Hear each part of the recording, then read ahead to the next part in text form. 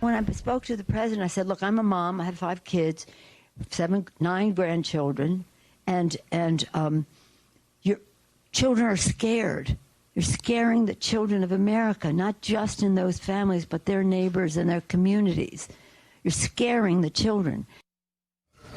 House Speaker Nancy Pelosi says she recently spoke to President Trump over the phone and urged him to back off his threat of deporting thousands of undocumented immigrants. She reached out to him as a mother, trying to maybe perhaps get him to understand. Joining us now, the second-ranking Democrat in the Senate, member of the Judiciary and Appropriations Committees, Minority Whip Dick Durbin of Illinois. So, these children at this point, I take it you say they're being used as bargaining chips. It's almost worse, and I wonder what Congress can do and the Senate to try and alleviate the pain that these children are in.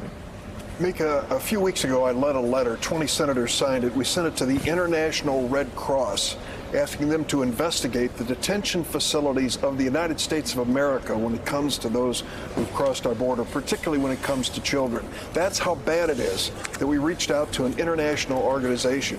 And then the president came through with this tweet suggesting mass arrests and mass deportations. Nancy Pelosi is right. We're getting the phone calls in our office in Chicago. People are scared to death. Children are frightened. Is that what this president wants? What's the access that we have to where these children are being kept? Are you able to see them? Are monitors able to see them? How do we know how they really are? Why are these stories coming out in fits and starts about appalling conditions? How do we see these children and these human beings being held? You put your finger on it, Mika, and I can say honestly that a few weeks ago I went down to El Paso and I had access to most of the facilities, not the ones holding the smallest children, but I had access to parents with children and others. So I saw the detestable conditions, the unacceptable, inhuman conditions which we are imposing on these people.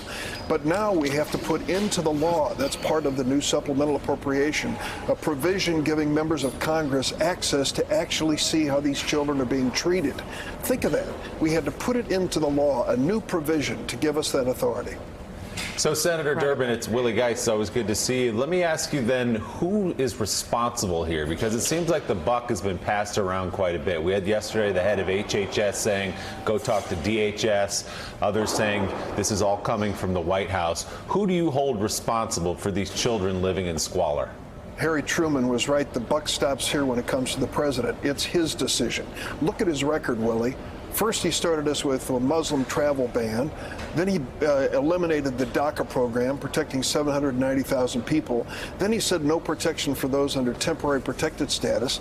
Then they took 2,880 children, infants and toddlers, away from their parents and tossed them in a bureaucratic sea. And now he's calling for mass arrest. It's the president. Make no mistake, we've had 4 different secretaries over at Department of Homeland Security.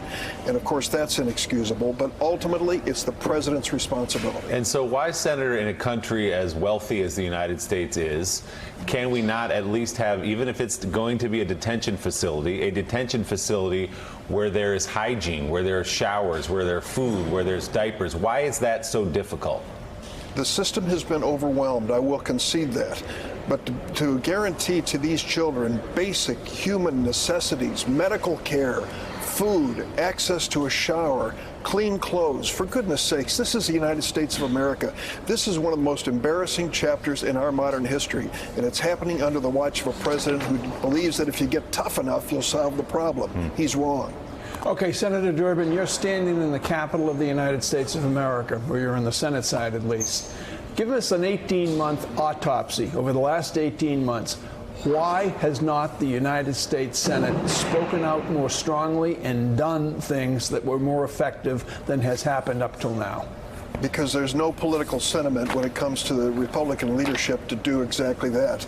The Democrats feel strongly about it. You can see it in the actions of the Democratic House of Representatives. But in terms of the Republican senators, there are only a handful who are willing to talk about dealing with this in a realistic way. It's my hope that I can sit down with Senator Lindsey Graham in the next few days, and I hope we can get started on an approach that is a bipartisan answer to this. There are 5 different things that I believe we can agree to immediately that can have a positive impact. Let's waste no time. Let's do those. If they are not successful, let's move to the next stage. But I think we can reach a bipartisan agreement in the Senate. Senator Graham and I can. I hope we can.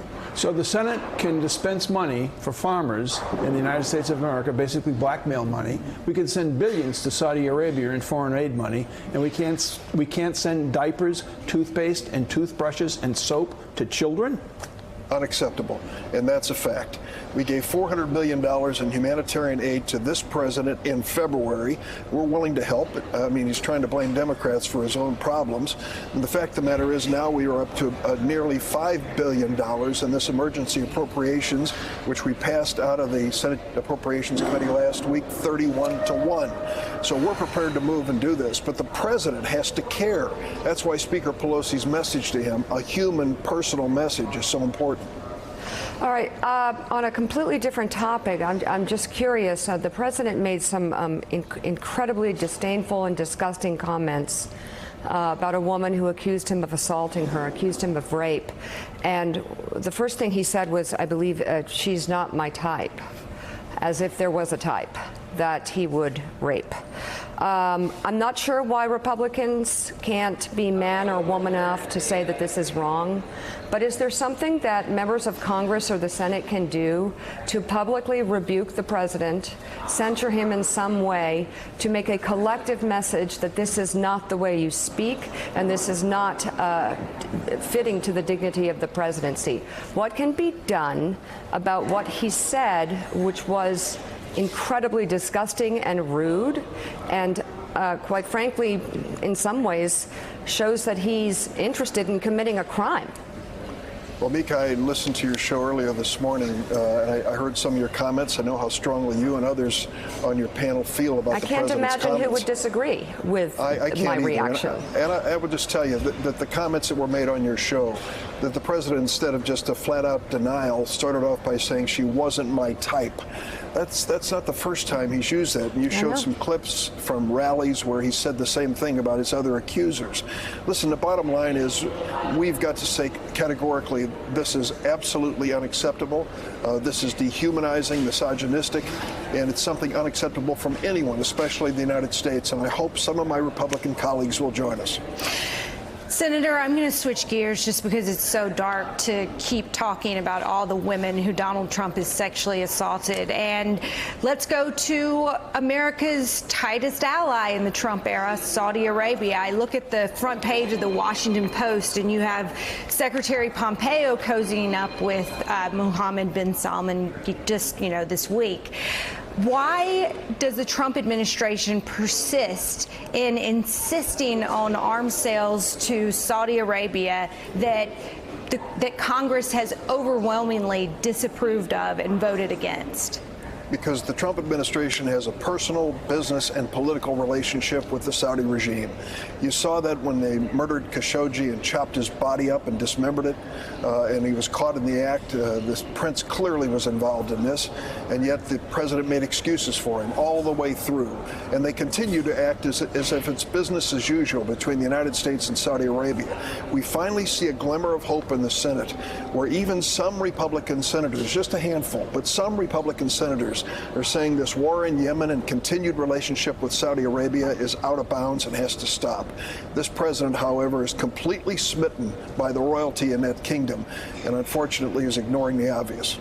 Senator Dick Durbin, thank you very much for being on the show this morning, and still to come. Thank you.